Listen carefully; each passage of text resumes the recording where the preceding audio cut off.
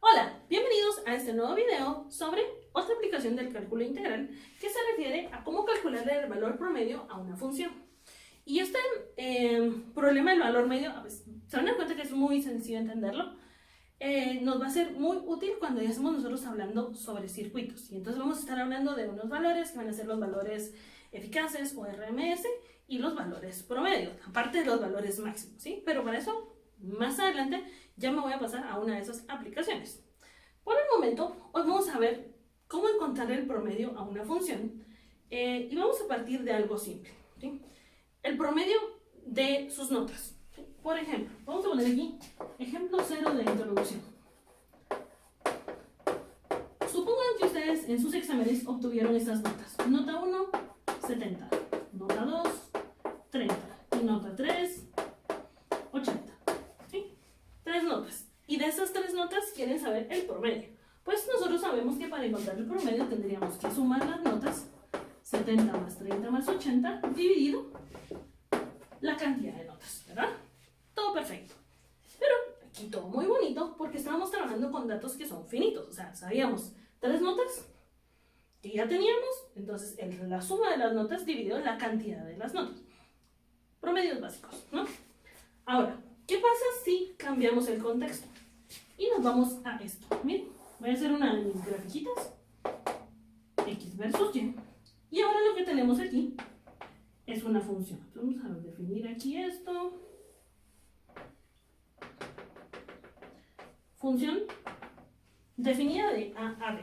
¿Sí? Es continua, todo muy bonito. Y ahora les digo, ¿cuál es el valor promedio de esta función? ¿Y cómo le hacemos? ¿Verdad? Entonces, la idea es muy similar a esto que hicimos. Vamos a ir haciendo particiones. ¿Cuántas? N particiones. Entonces, vamos a venir y hacer esto. Por ejemplo, yo voy a decir aquí que yo tengo a mí x sub 1, que cada uno de estos x sub 1 va a tener asociado un f de x sub 1, ¿sí? Y voy a hacer más particiones aquí. F de x sub 2, perdón, x sub 3, y así sucesivamente, hasta llegar al último pedazo que vamos a denotar nosotros como nuestro x sub n, obviamente aquí x sub n menos 1. Evidentemente la cantidad de números que yo tengo entre A y B, obviamente estoy trabajando sobre la recta real, es infinita. Entonces yo no puedo hacer infinitas sumas, pero yo tengo algo, un elemento que ya conocemos, que me puede ayudar a ir formalizando todo esto. Pero lo vamos a demostrar y no vamos a tirar salvaje ahí la integral, ¿verdad? Miremos esto. Supongamos que hacemos todas estas particiones. Entonces nosotros tendríamos que nos quedaría el promedio f de x sub y, ¿sí? Lo vamos a poner así, miren. F de x sub 1 más f de x sub 2 más f de x sub 3 y así sucesivamente, ¿verdad? Más f de x sub 2 más punto, punto, punto, f de x sub n menos 1 más f de x sub n. ¿Sí? Esa sería la suma de todos los valores de mi función. Ahora, ¿cuántas particiones hicimos?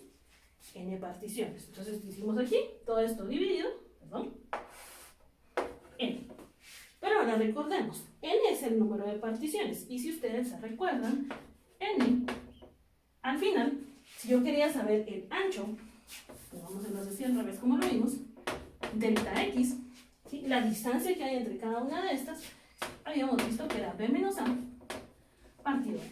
De tal forma que si yo despejo de aquí, nos queda que n es b menos a sobre delta x. Y lo voy a sustituir. Entonces, de tal forma que, entonces nuestro promedio, ya no puse valor promedio, sino porque ya no cabe. Entonces vamos a decir lo siguiente.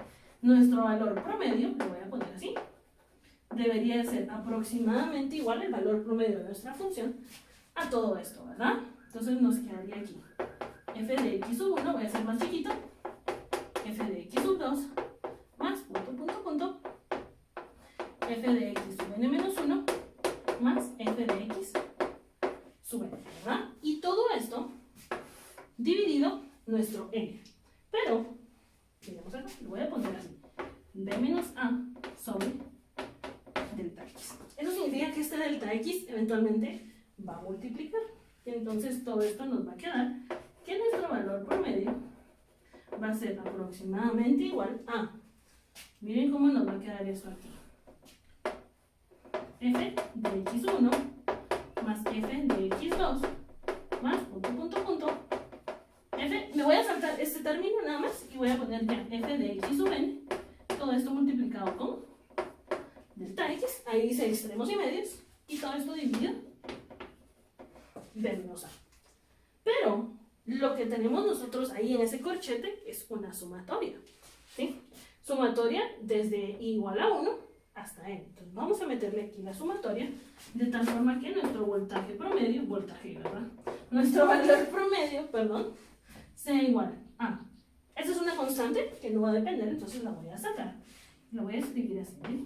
1 partido de menos a por la sumatoria de igual a 1 hasta n de f de x sub i, todo esto por delta x. Igual como hemos hecho antes, yo voy a asumir aquí que todos los anchos son los mismos, ¿verdad? Y entonces, si se dan cuenta, esto es conocido, ¿sí? Pero le falta algo. Porque para que mi promedio sea mejor, ¿cuántas particiones tuve que haber hecho yo? Pues infinita, ¿verdad? Para que esto tenga sentido. Entonces vamos a poner aquí que ya nuestro valor promedio va a ser igual al límite cuando n tiende a infinito de todo esto. 1 partido b menos a por la sumatoria de igual a 1 hasta n de f de x sub i por delta x, ¿verdad? Puedo sacar el 1 partido b menos a, que es constante y que no depende de n, de tal forma que ya podamos escribir nosotros que nuestro valor promedio es igual a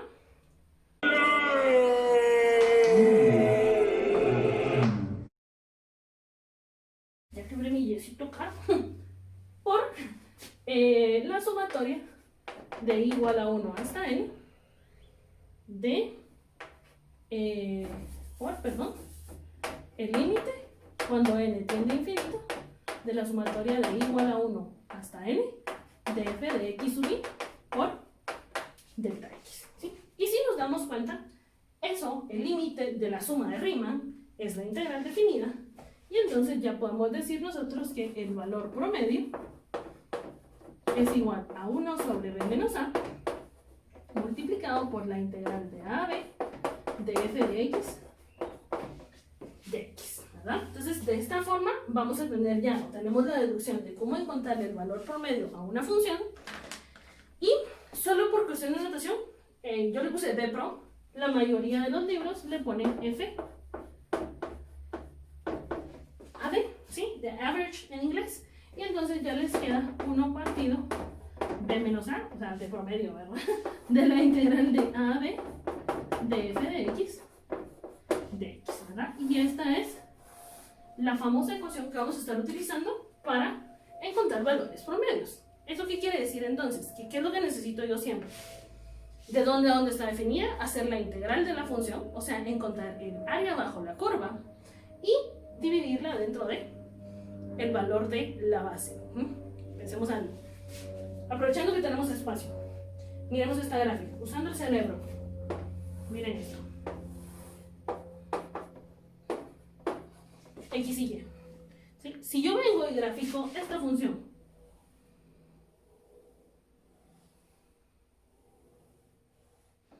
y les pregunto, sin mayor información, ¿cuál es el valor promedio de esta función? ¿Qué contestaría?